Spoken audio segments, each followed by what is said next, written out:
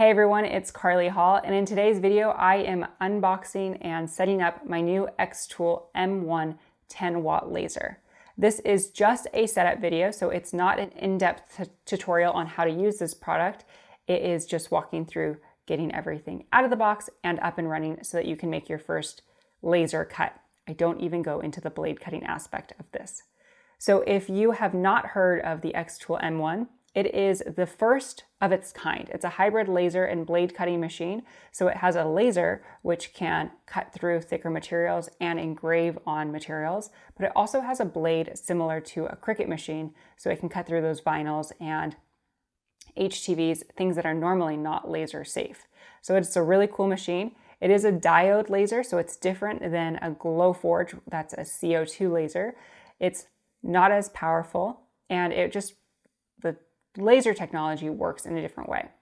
Eventually I'll go into that in a review, but again today I'm just making this video because I felt like it's missing from YouTube. I went to go set this up and I immediately went to YouTube and I was so overwhelmed with the information out there, and I just wanted somebody to tell me how to set this thing up without breaking it.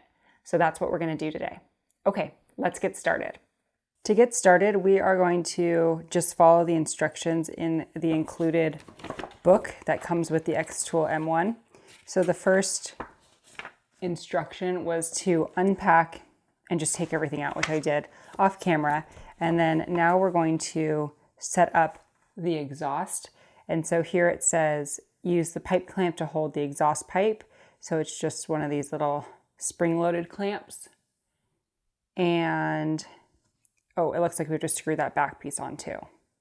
Okay, so let's do that. So inside the machine and in the foam, there were screws and this back plate. So we'll screw that on. So the included screws are just twist-on screws. So you don't need a screwdriver for this part. So we'll just screw this guy on here. Next, we're going to place the spring-loaded clamp onto this exhaust pipe. For my Glowforge, I have a ring that tightens with a screw. I prefer this, so I may pick up one a smaller diameter so that I can use this because the spring-loaded is a little difficult. So for spring-loaded clamps, you'll want to place it on your exhaust pipe first, and then you'll slip this over so that it goes all the way around.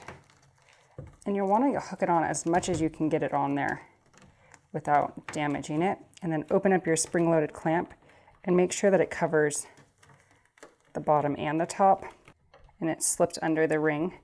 The tube goes all the way out, or the plastic piece goes all the way out to here.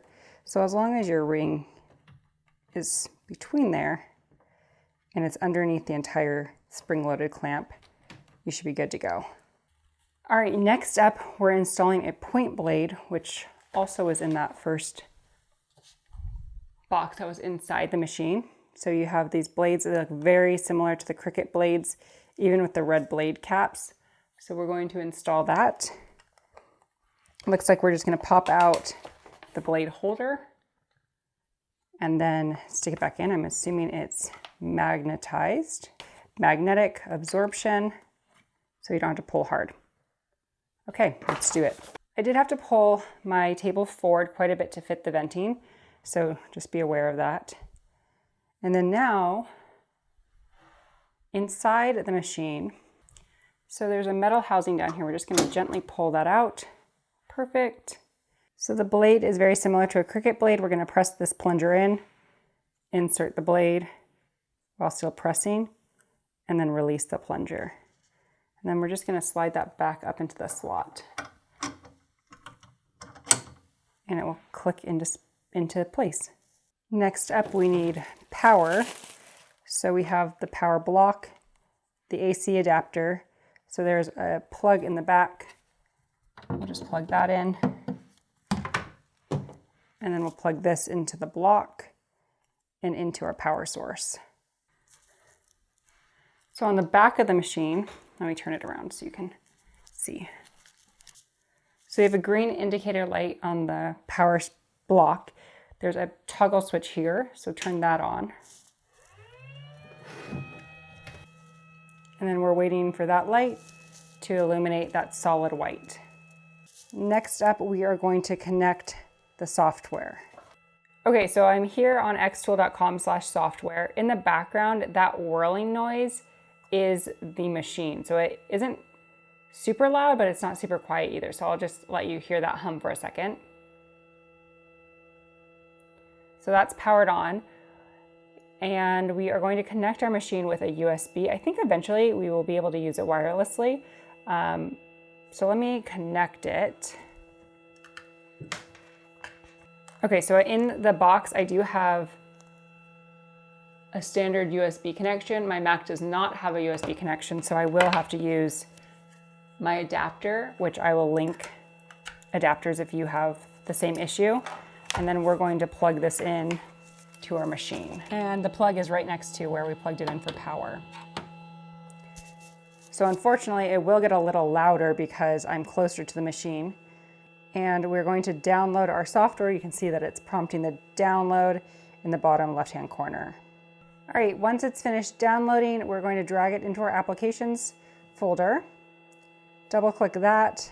Here it is. Double-click that. We're going to open that. Okay, so we have that opened up. I already have my USB plugged into my xTool M1, and now we're gonna open the software and follow the instructions to connect it. So in the upper right, it says connect device. I'm just going to go ahead and do that. And it's seeing my USB connection, M1 laser box. Oh, I just clicked on that and then it looked good to go. And then it says a new firmware version is found. So let's go ahead and update that. Okay, so we are up to date now. Confirm. And then it looks like this is very similar to Cricut Design Space or any other design space. It's called xTool Creative Space. There is a project that I have in mind that I want to do as a test. So it looks like there's some beginner projects right out. Oh, two options. We're not going to do that, but that's cool.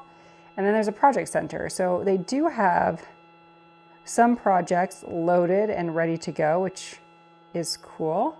What I wanted, there's a ruler, because what I'm most excited about, well, maybe I need to figure out how to find that ruler. Okay, so I just did some hunting and I wanted to find this ruler because what I'm most excited about, the xTool M1 is the rotary tool. And I'm not sure if I need this, but all the tutorials that I've been watching, you ended up needing this. And I'm going to take my laser apart to assemble the rotary. And so I don't want to have to put it all back together just to cut this. So we are going to use this as our sample cut. And we're going to use the provided wood. In the box, there was this material kit, and there's a pretty nice piece of wood in here. 3mm thick basswood. So we're gonna use that. I did notice that the wood is not masked, so there's no masking over the top, which may mean there are some char marks, but that's how we learn. We're gonna figure this out together. So I'm not going to mask it, I'm going to leave it raw and place it in the laser bed. And you can see on the screen that the laser image refreshed and, oops, don't want to do that. And what's cool about this is there were these little guide marks inside the laser bed so I could place my image, or my piece of wood rather.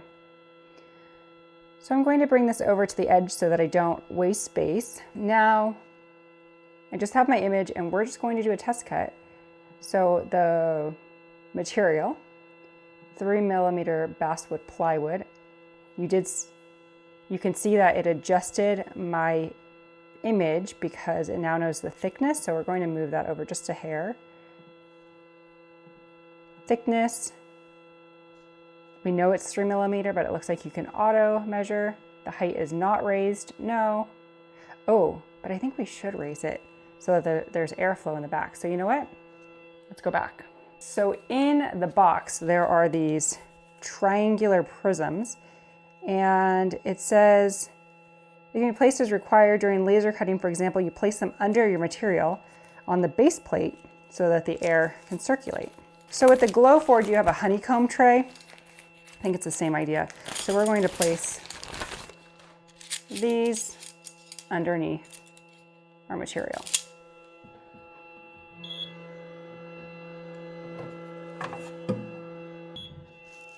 Okay, I put 4 in. Let's refresh. And now I'm going to say the triangular prisms are under there.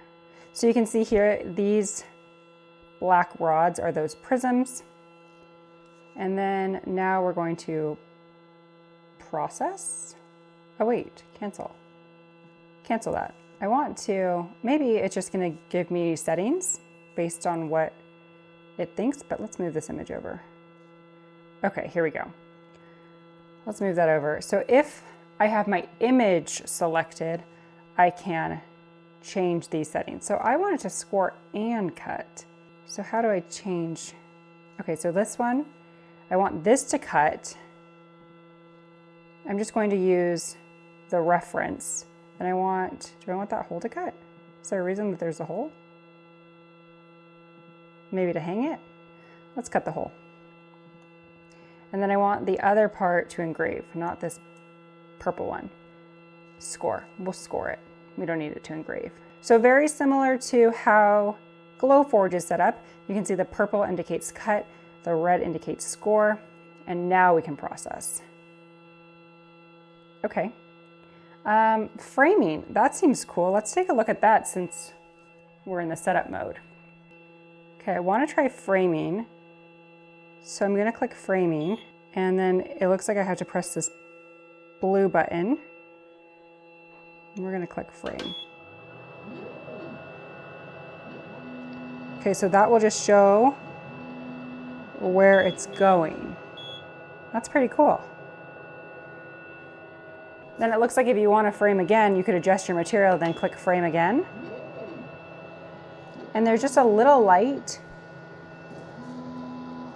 so I can ensure that I'm in the right spot. And I was pretty close to the edge, so I'm just going to move everything over just a little bit. All right, now let's process. You do want to make sure that you place your exhaust out the window. So we're going to click start, press the button on the device to start processing. Okay, so I think processing is cutting, so we're going to click the blue button. Okay, so it looks like it's scoring now. The glare is pretty bad, so you're not getting a good view of this. It's very quiet. I don't smell anything yet. Super, super quiet though. With the cutting, I can definitely smell the charred wood. It's wood, so it smells, you know, like a campfire. Nothing bad, but there isn't an extra like air assist pushing the air out. So I do have it exhausted out the window, but there's no extra force pushing, and I have it pretty turned at a right angle, which is not good practice. I should have it straight.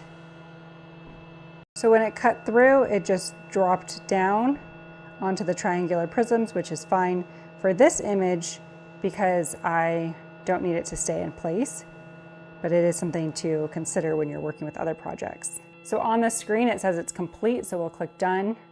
It doesn't tell us to wait or let any smoke clear out, it just says done. So I'll go ahead and open this up, and I'm going to turn off the machine so we can hear a little bit better. Okay, so here's a look at the ruler.